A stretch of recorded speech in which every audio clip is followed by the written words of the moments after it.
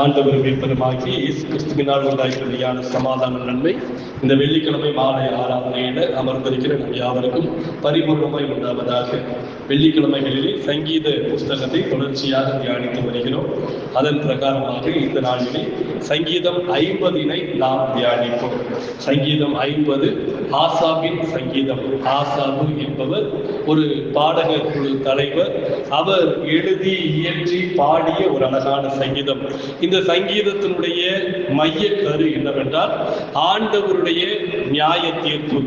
ஆண்டவருடைய நியாய தீர்ப்பிலே யார் ஆண்டவரால் ஏற்றுக்கொள்ளப்படுவார்கள், ஆண்டவர் தருகின்ற ரட்சிப்பை சுதந்திரிப்பார்கள், யார் வீழ்ச்சி அடைவார்கள் என்பதுதான் இந்த சங்கீதத்தினுடைய மைய பொருளாக இருக்கின்றது. சங்கீதத்தினுடைய துவக்கத்துல ஆண்டவர் கூப்பிடுகிறார். வல்லமையுள்ள ஆண்டவர் வசனித்து சூரியன் உதிக்கும் திசை தொடங்கி இருக்கின்ற பூமியை அவர் நோக்கி கூப்பிடுகிறார் என்று சொல்லப்பட்டிருக்கிறது. பூமியை கூப்பிடுகிறார் என்று சொன்னால் ஆண்டவர் நியாய தீர்ப்புக்கு ஆயத்தமாக பூமியிலே வாழுகின்ற அனைத்து ஜனக்கூட்டங்களையும் கூப்பிடுகின்ற ஒரு நிலைமையை தான் சொல்லுகின்றது. அது மாத்திரமல்ல, இந்த உலகத்திலே இந்த பூமியிலே மனிதர்களுடைய கிரியைகள் இந்த பூமியிலே இருக்கின்றது. எனவே ஆண்டவர் நியாய தீர்ப்பின் போது இந்த பூமியை அழைக்கிறார் என்றால் இந்த பூமியிலே மனிதன் செய்த அனைத்து காரியங்களையும் தெரிவிக்கும். நான் நன்மை செய்தால் என்னுடைய நன்மைக்கு அது சாட்சி அறிவிக்கும். நான் தீமை செய்தால் என் வாழ்க்கையின் தீமைகளை ஆண்டவர் சமூகத்திலே அது அறிவிக்கும். எனவே தான் ஆண்டவர் பூமியையும் வானத்தையும் சாட்சிக்கு அழைக்கிறார். ஆண்டவருடைய நியாய தீர்ப்பின் நாள்ல நம்ம போய் நின்றுகிட்டு அவன் எனக்கு விரோதமாக செய்தான், இவன் எனக்கு விரோதமாக செய்தான் என்று யாரையும் நாம் கையிட்டு காண்பித்து நாம் நம்முடைய குறைகளை சொல்ல வேண்டிய அவசியமே இல்லை. ஏனென்றால் நீங்கள் இன்றைக்கு படுகிற அந்த துன்பத்திற்கு காரணமானவைகள் என்ன என்பதை இந்த பூமி குறித்து கொண்டே இருக்கிறது. அல்லேலூயா. இப்ப புரியுதுங்களா? உங்களுடைய செயல்களை நீங்க நினைக்கிறீங்க இவைகள் எதுவுமே கவனிக்கல அப்படின்னு சொல்லிட்டு இந்த பூமியும் வானமும் ஆண்டவர் ஏற்படுத்தி இருக்கிற சகல வஸ்துக்களும் காற்றுகளும் அனைத்தும் நம்முடைய வாழ்வை கவனித்துக் கொண்டிருக்கின்றது. இவைகள் தான் நியாய தீர்ப்பின் நாளிலே நமக்காக வாதிடுபவையாகவும் நமக்கு எதிரான சாட்சிகளாகவும் நிறுத்தப்படக்கூடியவைகள். எனவே இந்த பூமி சிலர் பார்த்தீங்கன்னா பூமிக்கு விரோதமாகவே பாவம் செய்யறாங்க இல்லையா? பூமியில இருக்கிற நாம் செய்த பாவங்களே பூமியில குறிக்கப்படும்னா இந்த பூமியில இருக்கிற நிறைய பேர் மலைகளை சுரண்டுறாங்க, இந்த பூமியில இருக்கிற கனிம வளங்கள் எல்லாம் எடுத்துக்கொள்கின்றாங்க. அப்போ அவங்க பாருங்க, இந்த பூமிக்கே விரோதமா இருக்கிறாங்க நிறைய பேர். அப்போ ஆண்டவருடைய நியாய தீர்ப்பிற்கு ஆண்டவர் அழைக்கிறார். அந்த நியாய தீர்ப்பை எங்க வைக்க விரும்புகிறார் அப்படின்னா பூரண வடிவுள்ள சீயோனிலே ஆண்டவர் வைக்கிறார். பூரண வடிவுள்ள சீயோன் என்றால் ஆண்டவர் இருக்கும் தலம். பூரண வடிவுள்ளவை என்றால் அது முழுவதுமாக நிறைவு பெறப்பட்டது. ஆண்டவர் சொல்றாரு, உங்களுக்காக ஒரு ஸ்தலத்தை ஆயத்தம் செய்ய போகிறேன் அப்படின்னு சொல்றாரு. ஆயத்தம் செய்ய போகிறேன்னா நான் இனி உங்களுக்கான ஸ்தலத்தை, உங்களுக்கான இருப்பிடத்தை நான் ரெடி பண்ணணும் அப்படிங்கிறது பொருள். சரிங்களா? இப்ப பூரண வடிவுள்ளதா இருந்து விட்டதுன்னா பிரதிஷ்டை நடந்துருச்சுன்னு அர்த்தம். அல்லேலூயா. எல்லாம் கம்ப்ளீட் பண்ணிட்டாங்கன்னு அர்த்தம். அப்போ அந்த நாள் எல்லாம் கம்ப்ளீட். சரி, எப்படி மேல கட்டுவார் ஆண்டவர்? நிறைய பேர் நினைக்கிறாங்க, நான் ஒரு ஸ்தலத்தை ஆயத்தம் பண்ண போறேன்னு ஆண்டவர் நமக்காக ஒரு ஸ்தலத்தை கட்டி கொண்டு இருக்கிறார் அப்படின்னு சொல்லிட்டு நீங்க நினைக்கிறீங்க இல்லையா? உண்மையா இல்லையா? நமக்காக ஒரு ராஜ்யத்தை ஆண்டவர் கட்டிக்கிட்டு இருக்கிறாரு. அது கட்டடம்னே வச்சுக்கிடுவோமே, நம்ம நேரடி பொருள் கூட வச்சுக்கிடுவோம். நமக்காக ஒரு கட்டடம் மேல கட்டப்பட்டு கொண்டு இருக்கிறது. நம்புறோமா இல்லையா? நம்புறோம் இல்லையா? அந்த கட்டடத்தை யார் கட்டுறா? ஆண்டவரே கட்டுறாரா? ஆண்டவர் சொல்லிட்டாரு, இந்த பூமியில நீங்க செய்யற கிரியைகள் மேல போகும். இந்த பூமியில செல்வங்களை சேர்த்து வைக்க வேண்டாம், பூச்சியும் துருவும் அளிக்கும், விண்ணுலகில் உங்கள் செல்வங்களை சேர்த்து வையுங்கள். அப்போ இந்த பூமியில உங்களுடைய நற்பயன்கள், நற்கிரியைகளுடைய விளைவுகள் தான் நீங்க மேல கட்டுறீங்க. சரிங்களா? ஆண்டவர் உங்களுக்காக செங்கலையோ எதையோ வைக்கல. நீங்க இந்த பூமியில செய்கிற நற்காரியங்களுடைய விளைவுகளாக அங்கே ஆண்டவர் உங்களுக்கு என்று ஒரு ஸ்தலத்தை ஆயத்தம் பண்றேன்னு சொன்னார் இல்லையா? அந்த ஸ்தலத்தை நீங்க தான் கட்டுறீங்க. சரிங்களா? ஆண்டவர் இடம் கொடுக்கிறாரு, அவ்வளவுதான். ஆண்டவர் அந்த இடத்தை கொடுக்கிறாரு. ஆனா அந்த இடத்த நீங்க மாளிகையாகவோ அந்த இடத்தை நீங்கள் மிக பிரம்மாண்டமான ஒரு காரியமாக உருவாக்கக்கூடிய பொறுப்பு யாருக்கு தான் இருக்குது? நம்ம கிட்ட தான் இருக்குது இல்லையா? அதை நம்பணும் இல்லையா? அப்போ பூரண வடிவுள்ள சீயோன் அப்படின்னு இங்க போட்டிருக்குதுன்னா, இப்ப அந்த எல்லா காரியங்களும் முடிஞ்சிருச்சு. யாரெல்லாம் கட்டணும்னு நினைச்சாங்களோ கட்டி முடிச்சுட்டாங்க. அங்க எந்தவித அரைகுறையான கட்டடங்களும் கிடையாது. அரைகுறையானவைகள் எல்லாமே டெமாலிஷ் ஆயிரும், பார்த்துக்கோங்க, காணாமல் போய்விடும். எவைகள்லாம் முழுவதுமாய் கட்டப்பட்டதோ அவைகள் எல்லாம் கட்டப்பட்டு ஆயிடுச்சு. அப்போ ஆண்டவர் அங்கிருந்து தான் நியாய தீர்ப்பை செய்ய விரும்புகிறார். அப்ப நியாய தீர்ப்புக்கான ஸ்தலத்தையும் ஆண்டவர் ஆயத்தம் செய்து விட்டார். இப்ப சொல்லப்பட்டிருக்கிறது நம்முடைய தேவன் வருவார். நம்ம எல்லாருமே அவருடைய வருகைக்காக தான் காத்திருக்கிறோம். 3வது வாக்கியம், அவர் வருவார். வந்ததுக்கு அப்புறம் அவர் பூமியையும், 4வது வாக்கியத்துல பாத்தீங்கன்னா, ஜனங்களை நியாய தீர்க்க உயர இருக்கும் வானங்களையும் பூமியையும் கூப்பிடுவார். நியாய தீர்ப்புக்கு யாரையும் பக்கத்துல வச்சுக்கிற போறது கிடையாது. அவர் வானத்தை வா என்று சொல்லுவார், பூமியை நீ வா என்று சொல்லுவார். இப்ப வானமும் பூமியும் நமக்காக சாட்சியிடுவதற்கு வந்துவிட்டது. சரிங்களா? இப்படி ஒரு கற்பனை நம்ம மனசுல அதுக்குள்ள போயிடணும். அந்த இடத்துலதான் ஆண்டவர் யார் ரட்சிக்கப்படுவார்கள், யார் கைவிடப்படுவார்கள் என்கின்ற ரகசியத்தை அங்கேதான் அறிவிக்கிறார். சரிங்களா? அந்த இடத்துலதான் ரகசியம் அறிவிக்கப்படுகின்றது. அப்போ இந்த பூமியில அந்த ரகசியத்தை உணர்ந்து நாம் வாழ்ந்து விட்டோம் என்றால், தேவனுடைய ராஜ்யத்தின் போது அங்கே பூமியும் வானமும் நமக்காக சாட்சியிடும். இவர்கள் உம்மை துதித்தவர்கள் என்று, உமக்கு பிரியமாய் நடந்தவர்கள் என்று அவைகள் சாட்சியிடும். ஆண்டவர் அந்த சாட்சியை தான் நம்புவார். அந்த சாட்சி உண்மையானதாக இருக்கும் என்று ஆண்டவர் அறிவார். அப்படிங்கிறதுனால இப்ப நியாய தீர்ப்புக்கான எல்லா ஸ்தலமும் ரெடி ஆயிருச்சு. நியாய தீர்ப்புக்கு சாட்சிகளையும் ஆண்டவர் ஏற்படுத்தி விட்டார். ஆண்டவரும் அங்கே வந்து விட்டார். பூமியில் உள்ள அனைத்து ஜனங்களையும் கூப்பிட்டாச்சு. சரிங்களா? இப்ப இந்த இடத்துல நீங்க இருக்கிற மாதிரி தான், ஒரு கோர்ட் மாதிரியே ஆயிடுச்சு. எல்லாம் வந்தாச்சு. இப்பதான் ஆண்டவர் அந்த ரகசியத்தை தெரிவிக்கிறார். எந்த ரகசியம் அப்படின்னா, இந்த பூமியில நம்ம வாழ்றோம் இல்லையா, இந்த வாழ்க்கையில நம்ம அநேக விதமான பலிகளை செலுத்துகின்றோம். ஆண்டவருக்கு என்று நாம் பலிகள் செலுத்துகிறோம். அந்த காலத்துல அவர்கள் காளைகளை சென்று பலியிட்டார்கள். பலியிடுகின்ற அனைத்து பரிசுத்தவான்களையும் ஆண்டவர் அழைக்கிறார். இங்க வசனம் அப்படிதான் சொல்லப்பட்டிருக்குது. 5வது வாக்கியத்துல, பலியினாலே என்னோடு உடன்படிக்கை பண்ணின என்னுடைய பரிசுத்தவான்களை என்னிடத்தில் கூட்டுங்கள் என்கிறார். பலிகளினாலே நாங்கள் உம்மோடு கூட நிலைத்திருப்போம், பலி செலுத்துவோம் என்று யாரெல்லாம் கடவுளோடு உடன்படிக்கை செய்தார்களோ அவர்களை ஆண்டவர் அழைக்கிறார். வாருங்கள் அப்படின்னு அழைக்கிறாரு. அழைச்சதுக்கு அப்புறம் அவருடைய பலிகளை ஆண்டவர் கொஞ்சம் சொல்றாரு. நீங்க நிறைய பலிகள் செலுத்தினீங்க, காளைகளை செலுத்தினீர்கள், பலவிதமான பறவைகளை, மிருகங்களை எனக்காக பலிகள் செலுத்தினீர்கள். ஆனால் நான் ஒன்றும் பசியா இருக்கவில்லை. சரிங்களா? நம்ம காணிக்கைகளை கொண்டு போய் ஆண்டவர் பாதத்துல கொடுத்தா, ஆண்டவர் உங்கள் காணிக்கைகளினால் ஐஸ்வர்யவானாய் மாற போறாரா? இல்லை, இல்லையா? அப்போ என் காணிக்கையினால் இது வந்தது அப்படிங்கிற சிந்தையோடு நான் படைத்தால் அந்த காணிக்கை என்பது உகந்தது அல்ல என்று ஆண்டவர் சொல்லுகிறார். என்னுடைய பலிகளினாலே ஆண்டவர் திருப்தியாவார் என்று நாம் நினைத்தால் அவைகள், ஆண்டவர் சொல்றாரு, நான் ஒன்றும் பசியா இல்லையப்பா. நீ காளைகளை கொண்டு வந்து பலியிடுவதும், ஆடுகளை கொண்டு வந்து பலியிடுவதும், கோழிகளையும் பறவைகளையும் கொண்டு வந்து பலியிடுவதனால அது என்னுடைய பசியை போக்கி விடாது. நான் ஒன்றும் பசியா இல்லையே. நான் பசியா இருந்தா தானே நான் உன்கிட்ட கேட்கணும். அப்போ நான் கேட்காததை நீ கொண்டு வந்து கொடுக்குறேன். ஆண்டவர் அதுக்கப்புறம் சொன்னாரு, நான் விரும்புவது என்ன அப்படின்னா, அந்த வாக்கியம் சொல்லப்பட்டிருக்கு. 14வது வாக்கியத்தை வாசிங்களேன். நீ தேவனுக்கு ஸ்தோத்திர பலியிட்டு உன்னதமானவருக்கு உன் பொருத்தனைகளை செலுத்தி ஆபத்து காலத்தில் என்னை நோக்கி கூப்பிடு, நான் உன்னை விடுவிப்பேன். ஆண்டவருடைய விருப்பமே இந்த பூமியில நீங்கள் விடுவிக்கப்படுவதும் ஆண்டவர் உங்கள் மூலமாக மகிமைப்படுவதும் தான். நீங்க இயேசு கிறிஸ்துவனுடைய அனைத்து அற்புதங்களையும் நீங்கள் பார்த்தீர்கள் என்றால் அங்கே ஒரு விடுதலை இருக்கும். அதை தொடர்ந்து தேவனுக்கு மகிமை உண்டாயிற்று அப்படிங்கிற ஒரு செய்தியும் இருக்கும். அது காணாவூர் அற்புதம் தொடங்கி அனைத்து அற்புதங்களிலும் அது நிகழும்.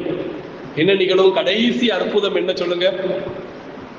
இது போன்று நிகழ்வுகள்ல கடைசி அற்புதம், மகிமைப்பட்ட அற்புதம் என்ன சொல்லுங்க? என்ன அற்புதம்? இயேசு சிலுவையிலே மரிக்கிறார் இல்லையா? மரிக்கும் போது அங்க எதுல இருந்து ஒருத்தன் சொல்றான், இவர் மெய்யாகவே தேவனுடைய குமாரன் என்று சொல்லி தேவனை மகிமைப்படுத்தினான். நம்ம நிறைய நேரத்துல அவர் உயிர் விடுறத அற்புதமே பார்க்கல, சரிங்களா? அது பெரிய அற்புதம், அற்புதங்களிலே அதிசிறந்த அற்புதம், அன்பினால் ஏற்படுத்தப்பட்ட ஒரு அற்புதம். அந்த அற்புதம் அந்த நேரத்துல ஒரு மகிமை, ஆண்டவரை மகிமைப்படுத்துகிறார்கள். ஆண்டவருடைய விருப்பம் எல்லாம் இதுதான் பார்த்துக்கோங்க. நீங்கள் விடுவிக்கப்பட வேண்டும். இறைவன் உங்கள் விடுவிக்கப்படுதலின் மூலமாக உயர்த்தப்பட வேண்டும். அப்போ நான் விடுவிக்கப்பட வேண்டும் ஃபர்ஸ்ட். அதுதான் அதுல முக்கியமான காரியம். இந்த உலகத்துல நம்ம வாழும்போது பாரங்களோடும் சுமைகளோடும் சிறைகளிலே இருப்பதை போல ஒரு வாழ்க்கையை வாழ ஆண்டவர் விரும்பவில்லை. நம்மை சிறைப்படுத்திக் கொள்ள ஆண்டவர் விரும்பவே இல்லை. நிறைய நேரத்துல நம்ம தான் நம்மை சிறைப்படுத்தி கொள்கிறோம். அழணும் அப்படின்னு நம்மளை கம்பல் பண்ணிக்கிறோம். இந்த சோகம் இன்னும் கொஞ்ச நாளைக்கு நீட்டிக்கப்பட வேண்டும் அப்படின்னு நம்ம வருத்திக்கிறோம். தாவீது தன் பிள்ளைக்காக வருந்தி கிடந்தார். அந்த பிள்ளை மரித்து விட்டது என்று சொன்ன உடனே அந்த தாவீது எண்ணெய் பூசி அந்த உணவருந்த வந்து விட்டார். எல்லாரும் நினைக்கிறாங்க, என்னடா பிள்ளை இறந்த பிறகு இவர் உணவருந்த வந்து விட்டாரு. அவர் சொல்றாரு, இந்த பிள்ளை திரும்ப என்னிடத்து வரப்போவதில்லை, நான் தான் அந்த பிள்ளைகிட்ட போனோம். ஆண்டவர் எனக்கு கொடுத்த பொறுப்பு, அதை நிறைவேற்ற வேண்டும் என்றால் எனக்கு தேவை இந்த சக்தி. அவர் உட்கார்ந்தார். அன்புக்குரியவர்களை, அநேக நேரங்கள்ல நாம் நம்மை வருத்தங்களுக்குள்ளாகவே இருத்தி வைத்துக் கொள்ள விரும்புகிறோம். ஒரு பிரச்சனை வந்துருச்சுன்னா அந்த பிரச்சனையை மண்டைக்குள்ளேயே போட்டு யோசித்துக்கிட்டே இருக்கு. நிறைய நேரத்தில் அந்த பிரச்சனை உங்க மண்டைக்குள்ள போக வேண்டிய அவசியமே கிடையாது. பிரச்சனைகளை நம்ம மண்டைக்குள்ள அவங்க ஒன்று பேசுகிறாங்க, அவங்க அப்படி இருக்கிறாங்க அப்படின்னா அதை குறித்து நம்ம பெரிய அளவுல யோசிக்க வேண்டிய அவசியமே கிடையாது. அது நம்மளுடைய மனசுக்குள்ள வந்துருச்சுன்னா நம்ம வீட்டுக்குள்ள இருக்கிற பாடுகளே நமக்கு அவ்வளவு பிரச்சனை இருக்குது. இதை யோசிக்கிறதுக்கே நமக்கு இன்னும் 2 நாள் தேவைப்படுது. 24 மணி நேரம் தேவை முடியாது, 48 மணி நேரம் தேவைப்படுது. இந்த நேரத்துல வெளியில உள்ள காரியங்களுக்காகவும் நம்ம அதையும் சிறைப்படுத்தி கொண்டு அதற்குள்ளாகவும் நம்ம வருத்தி கொண்டு வாழ்ந்தோம் என்றால் ஆண்டவருக்கு அது பிரியம் கிடையாது. அதுபோல பலவிதமான பாவங்கள், பலவிதமான சூழ்நிலை கைதியாக இருக்கக்கூடிய நிலைமைகள், இவைகளிலிருந்து நாம் விடுவிக்கப்பட வேண்டும் என்று விரும்புகிறார். அப்ப விடுவிக்கப்பட வேண்டும் என்றால் அதற்கு என்ன அடிப்படை அப்படின்னு சொல்லும்போது அவர் சொன்னாரு, விடுவிக்கப்பட வேண்டியவன் முதலாவதாக ஸ்தோத்திரம் செலுத்த பழக வேண்டும். ஸ்தோத்திரம் செலுத்த பழகுங்கள். இறைவனை கனப்படுத்துங்கள். இறைவனுக்கு நன்றி சொல்லுங்க. இன்னைக்கு ஒரு பிரச்சனை வருது அப்படின்னா நம்ம கலங்கி போய் தவித்து போய் இருக்கிறோம். ஆண்டவர் சொல்றாரு, நீ இறைவனுக்கு நன்றி சொல்லு, ஸ்தோத்திரம் செய் அப்படின்னு போட்டுருக்கு. அப்படிதானே? ஸ்தோத்திரி, உங்களுடைய கவலைகளை எல்லாவற்றையும் ஸ்தோத்திரங்களோட கூடிய விண்ணப்பங்களினாலே ஆண்டவருக்கு தெரியப்படுத்துங்கள். அப்படிதான் பைபிள்ல போட்டிருக்கு. நம்ம நிறைய நேரத்துல என்ன பண்ண மறந்துடும் அப்படின்னா, நம்ம பிரச்சனைகளின் போது ஸ்தோத்தரிக்க மறக்கின்றோம். ஸ்தோத்தரிக்க மறப்பதினாலே பிரச்சனைகள் பழுகி போகின்றது, வலுவாகி போகின்றது. நம் வாழ்வை விட்டு அகல முடியாதபடி அவைகள் மாறி விடுகின்றது. சில நேரங்கள்ல இந்த துணிகள்ல சில கரைகள் பட்ட உடனே வேகமா எடுத்து என்ன பண்ணிடுவோம், அதை கிளீன் பண்ணிடுவோம். ஏன் சொல்லுங்க? அந்த கரை சரி நாளைக்கு தானே துவைக்க போறோம், அப்போ துவைச்சிக்கலாம் அப்படின்னு சொல்லிட்டு போட்டிருந்தா அந்த கரை என்ன ஆகிடும், அது மாறாததாய் மாறிவிடும். உடனே நம்ம என்ன பண்ணுவோம், டக்குன்னு எடுத்து அதை ரிமூவ் பண்ண பார்ப்போம். சில காரியங்கள் ஆண்டவர் சொல்றாரு, பிரச்சனைகள் அப்படின்னு வரும்போது ஃபர்ஸ்ட் ப்ரையாரிட்டி நீ ஸ்தோத்தர். அதுதான் இந்த பிரச்சனைக்காக நன்றின்னு சொல்லுவது உண்மையிலேயே வருத்தமா தான் இருக்கும். எனக்கு இப்படி ஒரு எதிரியை கொடுத்தீங்களே நன்றின்றது வருத்தமா தான் இருக்கும். ஆனா என்ன பண்றது, ஆண்டவர் சொல்றாரு, நீ முதல்ல ஸ்தோத்தரி. பிரச்சனையை ஆண்டவர் வேறு விதத்துல அணுக விரும்புறாரு. நீ முதலாவதாக ஸ்தோத்தரி. அதற்கு பிறகு உன் பொருத்தனைகளை செலுத்து. அப்போ இந்த பிரச்சனை மாறுவதற்கு ஒரு பொருத்தனையை நீ செய்து அந்த பொருத்தனையை கொண்டு போய் இறைவனுக்கு செலுத்து. பிரச்சனை இருக்கத்தான் செய்யுது, ஆனா நீ எப்படி போய் செலுத்தணும், பிரச்சனையெல்லாம் முடிஞ்சு போன மாதிரி. பொருத்தனைன்னா அதான் நாங்கள் அர்த்தம். பொருத்தனைன்னா என்ன, முடிஞ்சு போகுதுன்னா போய் செலுத்துவோம். நம்ம ஒரு காரியத்துக்காக எனக்கு முதல் மதிப்பெண் கிடைக்கணும், அப்படி கிடைச்சிச்சுன்னா நான் இந்த சர்ச்சுக்கு ஒரு லைட்டு சிஸ்டம், நான் ஒரு சாண்ட்லர் லைட் வாங்கி தர்றேன் அப்படின்னு சொல்லிட்டு ஒருத்தர் பொருத்தனை பண்ணுறாருன்னா அவர் என்ன பண்ணணும், முதல் மார்க்கு எடுக்கணும். எடுத்ததுக்கு அப்புறம் தான் சாண்ட்லர் லைட்டு வாங்கி கொடுக்கணும். ஆனா பைபிள் சொல்லுது, முதல்ல ஸ்தோத்தரி. நான் ஃபர்ஸ்ட் மார்க் எடுத்துட்டேன்னு ஸ்தோத்தரிச்சதுக்கு அப்புறம் நீ என்ன பண்ணு, கொண்டு சாண்ட்லர் லைட்டை மாட்டிரு. மாட்டினதுக்கு அப்புறம் பைபிள் சொல்லுது அங்க 50வது வாக்கியத்துல, ஆபத்து காலத்தில் என்னை நோக்கி கூப்பிடு. நீ இவ்வளவுதான் செய்யும் போது இன்னும் நெருக்கப்படுவேன். நெருக்கடிகள் ஜாஸ்தியாகும். நெருக்கடிகள் உங்கள் வாழ்க்கையில் மிகுதியாகும் போது இறைவனுடைய விடுதலை உங்கள் வாழ்விலை வெகு நிறைவாகும். நெருக்கடிகள் மிகுதியாகும் போது விடுதலைக்கான வாசல்கள் வேகமாய் தர. இதுதான் ஆண்டவர் சொல்றாரு. அப்போ நம்ம நெருக்கடிகளை ஏற்றுக்கொள்ளவும், நெருக்கடிகளின் நிமித்தமாக ஆண்டவர் செய்கின்ற விடுதலையை நாம் தூர கண்களோடு காணவும், கண்டு ஆண்டவருக்கு நன்றி செலுத்தவும் பழகினார். ஆண்டவர் சொல்றாரு, நான் உன்னை விடுவிப்பேன். விடுதலை உண்டாக்குடைய உடனே நீ என்னை மகிமைப்படுத்துவாய். ஆண்டவர் இந்த ஒரு வாக்கியத்தை தான் நியாய தீர்ப்பிற்கென்று அழைக்கப்பட்ட பரிசுத்தவான்களிடத்தில் சொல்லுகிறார். இந்த நியாய தீர்ப்புல நீங்க ஜெயிக்கணும், இந்த நியாய தீர்ப்புல நீங்க வெற்றி பெறணும் அப்படின்னா இவைகள் உங்கள் வாழ்விலே இருக்க வேண்டும். அதற்கு பிறகு ஆண்டவர் இன்னொரு கூட்டத்தையும் கூப்பிடுறாரு. 16வது வாக்கியத்துல, தேவன் துன்மார்க்கரை நோக்கி, துன்மார்க்கரை கூப்பிட்டாரு. துன்மார்க்கரை கூப்பிட்டுட்டு அங்க ஆண்டவர் சொல்லுகின்ற வாக்கியம், நீ என் பிரமாணங்களை எடுத்துரைக்கவும் என் உடன்படிக்கையை உன் வாயினால் சொல்லவும் உனக்கு என்ன. அப்ப அவன் என்ன செஞ்சிருக்கிறான் சொல்லுங்க? பிரமாணத்தை எடுத்துரைக்கின்றான், ஆண்டவருடைய உடன்படிக்கையை வாயினால சொல்லுறான். அப்ப அவன் வெளிவரா இல்லையா? அவன் விசுவாசியா இல்லையா? அப்போ தேவன் விசுவாசிகளை நோக்கி தானே போட்டிருக்கணும். அங்க பரிசுத்தவான்களை நோக்கி அப்படின்னு போட்டுருந்துச்சு. வழியினாலே உடன்படிக்கை செய்த பரிசுத்தவான்கள். இங்க பாத்தீங்கன்னா வாயினால உடன்படிக்கை பண்ணியிருக்கிறாங்க. புரியுதுங்களா? வாய் சொல்களில் அவர்கள் உடன்படிக்கை பண்ணணும்னு உடனே எந்திரிச்சு நின்று நானும் என் வீட்டார் போவோம் என்றால் கர்த்தரையே சேவிப்போம் ஒன்னாந்தே சொல்லிட்டு போறோம் இல்லையா? எல்லாரும் உள்ளத்துல இருந்து சொன்னாங்களா இல்லைன்னா உதட்டளவுல சொன்னாங்களான்னு தெரியாது.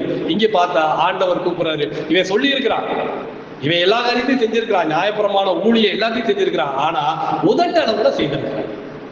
அப்போ ஆண்டவர் சொல்றாரு, உதட்டளவில் செய்கின்ற நீ துன்மார்க்க. அப்போ ஆண்டவருக்கு பிரியமானவைகளை நீங்கள் மனதளவில் செய்ய பழகுங்கள். ஊழியமா, காணிக்கையா, ஆண்டவரை பிரியப்படுத்துகின்ற நற்கிரியைகளா, மனதோடு செய்யுங்கள். அதுல நஷ்டம் வந்தாலும் பொறுத்து கொள்ளுங்கள். ஆனால் உதடளவில் செய்ய வேண்டாம் என்பதுதான் ஆண்டவருடைய சத்தியம். அப்போ இப்படி செய்து கொண்டிருக்கிறார்கள். அப்படி செய்து கொண்டு அவங்க எப்படிலாம் இருக்கிறாங்க அப்படின்னு பார்த்தா, சிற்சை என்றால் அவங்களுக்கு ஆகாது. சிற்சைங்கிறது அவங்களுக்கு ஆகாது. சிற்சைனா என்னது? சிற்சைனா ஆண்டவர் தருகின்ற கண்டிப்பு, தண்டனை அப்படின்னு அர்த்தம். அப்போ ஆண்டவருடைய தண்டனையெல்லாம் ஏற்றுக்கணுமாயா அப்படின்னா ஆண்டவர் சொல்றாரு, தகப்பன் தன் பிள்ளையை சிட்சிப்பது போல கர்த்தர் எவரிடத்தில் அன்பு கூறுகிறாரோ அவர்களை சிட்சிக்கிறார். அப்போ சிட்சை என்பது இறைவனுடைய அன்பின் வெளிப்பாடு. நிறைய பேருக்கு அது பிடிக்காது. என்னங்க சிட்சையா அப்படிங்கிறத சொல்லுவாங்க. என் வார்த்தைகளை பின்னாக போடுகிறாய், நீ திருடனை காணும் போது அவனோடு ஒருமித்து போகிறார், விபச்சாரக்காரனோடு உனக்கு. அவங்க தானங்க திருநாங்க, அவங்க தானங்க அந்த தப்பு பண்ணாங்க, நானா தப்பு பண்ணேன், அவன் என்ன பண்ணிட்டு போறான், அவன் எனக்கு சொந்தக்காரன் ஆயிட்டான், எங்க பக்கத்து வீடு ஆயிடுச்சுன்னு சொல்லிட்டு அவங்களோட ஒருமனப்பட்டு போவது இருக்கு இல்லையா, அதை இங்கே தவறு என்று எடுத்துரைக்கின்றார். அப்போ அந்த ஒரு மனப்பாடு அவங்களுக்குள்ள, அவங்களோட நம்ம ஒருமனப்படக்கூடாது, அவங்களுடைய கிரியைகளோடு நாம் ஒருமனப்படக்கூடாது. அதுக்கப்புறம் இவர் வசனிப்புக்கு மட்டும் வாயை திறக்க மாட்டாரு, பொல்லாப்புக்கும். சரிங்களா? ஆண்டோடைய பிரமாணத்தை வசனத்தை சொல்றதுக்கு மட்டும் வாய் திறக்காது, அதே வாய் தான் என்ன பண்ணுது, புரணி பேசுறதுக்கும் பொல்லாப்பு பேசுறதுக்கும் ஆண்டவர் கேட்கிறார் இல்லையா? ஒரு நீரூற்று, அந்த நீரூற்றிலிருந்து தித்திப்பும் கசப்பும் வருமா? அது எப்படி வருது? அப்படி வந்தா அது ஒரு போலி நீரூற்றாகத்தான் இருக்கும் இல்லையா? அப்போ எப்படி வரும்? ஆண்டவருக்கு ஆச்சரியமா இருக்குது. என் சாயலில் படைக்கப்பட்டு விட்டார், என் சுவாசத்தினால் நீ உயிரூட்டப்பட்டு விட்டார், எப்படி உன்னால் தீமையை எதிர்கொள்ள முடிகின்றது, எப்படி தீமைக்குள் உன்னால் பிரவேசிக்க முடிகின்றது? ஆண்டவர் கேட்பாரா இல்லையா? இங்க கேட்கிறாரு. அதுக்கப்புறம் பாத்தீங்கன்னா, சகோதரனுக்கு விரோதமாய் பேசுகிறாய், தாயின் மகனுக்கு அவதூறு உண்டாக்குகிறாய், இவைகளை எல்லாம் நீ செய்யும் போது ஆண்டவர் எப்படி இருந்தாரா? இங்க பிரச்சனையே அதுதான். அவன் முதல்ல தப்பு செய்யும் போதே ஆண்டவர் என்ன பண்ணிருக்கணும்? நமக்கு அதுதானே இல்லையா? நம்மளே அர்த்தம் சொல்றோம், என்ன இது தப்பு பண்ணிக்கிட்டே இருக்கிறான், ஆண்டவர் கேட்கவே மாட்டேங்காரு அப்படின்னு நம்ம நினைக்கிறோம். பைபிளே சொல்லுது, ஆண்டவர் மௌனமா இருந்தார். இவைகளெல்லாம் செய்யும் போது அவர் மௌனமா இருந்தார். அது நமக்கு வருத்தம் தான். ஆண்டவர் தெளிவா சொல்றாரு, நான் மௌனமா இருந்தேன், அது உண்மைதான். ஆனால் நீ நினைக்கிற உன்னை போல நானும் இருந்து விடுவேன் அப்படின்னு நீ நினைச்சினா, நான் நிச்சயமாக உன் கண் முன்பாக உன் அக்கிரமத்தை கொண்டு வந்து நம்முடைய மறைவான பாவங்களை நம்ம கண்ணு முன்னாடி டிவி மாதிரி அவர் போட்டார்னா, சிசிடிவி மாதிரி போட்டார்னா பார்ப்பதற்கு முடியுமா? அது எவ்வளவு இதா இருக்கும் இல்லையா? நம்மளால கற்பனையே பண்ணி பார்க்க முடியல. இப்ப ஆண்டவர் சொல்றாரு, அன்புக்குரியவர்களே, நீங்கள் உங்கள் வாழ்க்கையிட ஸ்தோத்தரியுங்கள், இந்த பொல்லாப்பு இவைகள் எல்லாத்தையும் விட்டு விடுங்க. முதற்களவுல நீங்கள் பிரமாணத்தை நீங்க சொல்ல வேண்டாம். அன்புக்குரியவர்களே, நீங்கள் ஆண்டவரை ஸ்தோத்திர பலியிடுங்கள். அதனாலதான் இந்த பகுதியில கடைசியில் அவர் சொல்லிடுறாரு, ஸ்தோத்திர பலியிடுகிறவன் என்னை மகிமைப்படுத்துகிறான். ஸ்தோத்திர பலியிடுகிறவன் என்னை மகிமைப்படுத்துகிறான். எனவே நான் அவனை ரட்சிப்பேன். இந்த உலகத்துல மாத்திரம் கிடையாது, நியாய தீர்ப்பின் நாட்களிலும் நாம் ரட்சிக்கப்படுவோம். கர்த்தர் தாமே இந்த வார்த்தையின் மூலமாக நம்மை ஆசீர்வதிப்பாராக. ஆமென்.